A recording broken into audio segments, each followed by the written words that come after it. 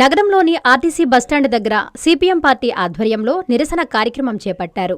Road మీద బైఠాయించి వంటావార్పు కార్యక్రమాన్ని నిర్వహించారు. కేంద్ర ప్రభుత్వం అవలంబిస్తున్న విధానాలను దుయ్యబట్టారు. ఈ సందర్భంగా వారు మాట్లాడుతూ, ఇప్పటికన్నా నరేంద్ర మోడీ గ్యాస్ను ప్రజలకు అందుబాటులోకి తీసుకురావాలని, లేని పక్షంలో సిపిఎం పార్టీ ఆధ్వర్యంలో నిరసన కార్యక్రమాలు చేపడతామని అన్నారు. నరేంద్ర మోడీ, అక్కడెక్కడో యుద్ధాలు జరిగితే మనకేంటి సంబంధం? గ్యాసు, పెట్రోలు రేట్లు పెరిగిపోతున్నాయని ప్రశ్నించారు. సామ్రాజ్యవాదులు వెనుజులాలో ఉన్న చమురు నిక్షేపాలను స్వాధీనం చేసుకోవడం, ఇరాన్లో ఉన్న చమురు నిక్షేపాలను స్వాధీనం చేసుకోవడానికి మొట్టమొదటిగా 100 స్కూళ్లలో ఉండే వాళ్ళని తోటి బాంబులు పెట్టి పేల్చివేశారు. రహితంగా దాడులు చేస్తూ చేశారు.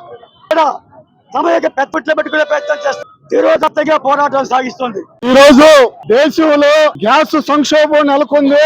ఈ ఇరాన్ పై ఏదైతే ఇజ్రాయెల్, అమెరికా సామ్రాజ్యవాదులు యుద్ధం చేస్తా ఉన్నారో దాని ఫలితంగా ఈ రోజు భారతదేశంలో ఉన్నటువంటి ప్రజల మీద, విద్యార్థుల మీద, కార్మికుల మీద తీవ్రమైనటువంటి సంక్షోభం పడింది.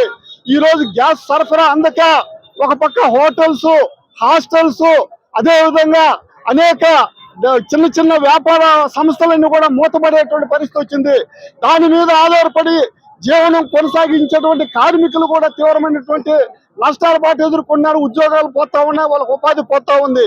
ఒక పక్క కేంద్ర ప్రభుత్వం గ్యాస్ సరఫరా పుష్కలంగా ఉందని చెప్తున్నారు. ఆచరణలో కింద స్థాయిలో మాత్రం గ్యాస్ అందడం లేదు. గృహాలకి వినియోగించేటువంటి సిలిండర్స్ కోసం వాళ్ళ పనులు మానుకొని ఏజెన్సీల చుట్టూ బారులు తీరాల్సినటువంటి పరిస్థితి కూడా ఈ రోజు మనం చూస్తా ఉన్నాం.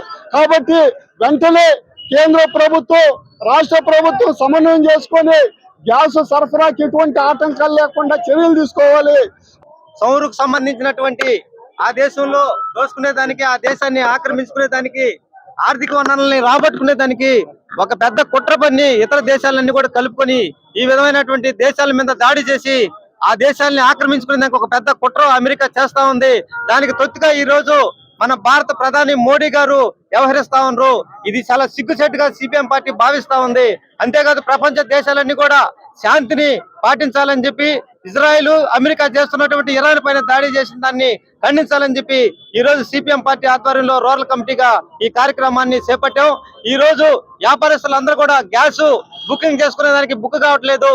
చాలా వరకు రేట్లు అధికంగా పెంచి ఈ రోజు గ్యాస్ ని సరఫరా చేసే దాంట్లో ఈ ప్రభుత్వం ఫెయిల్యూర్ అయింది. అధికారులు ఒక పక్క పుష్కలంగా గ్యాస్ ఉంది, ఎవరికి ఇబ్బంది లేదని చెప్తున్నారు. ఇదంతా కల్లాబుల్లి మాటలు. దీన్ని ఎవరు నమ్మొద్దు. ఈ ప్రభుత్వం ఈ దుర్మార్గంగా ఈ రోజు యుద్ధాన్ని ఆపకుండా ఈ గ్యాస్ ధరల్ని ప్రజలపైన, వ్యాపారస్తుల పైన, హోటల్ యాజమాన్యం పైన గ్యాస్ ధరలు విపరీతంగా పెంచి వాళ్ళకి నష్టం చేసేటువంటి పరిస్థితి వచ్చింది.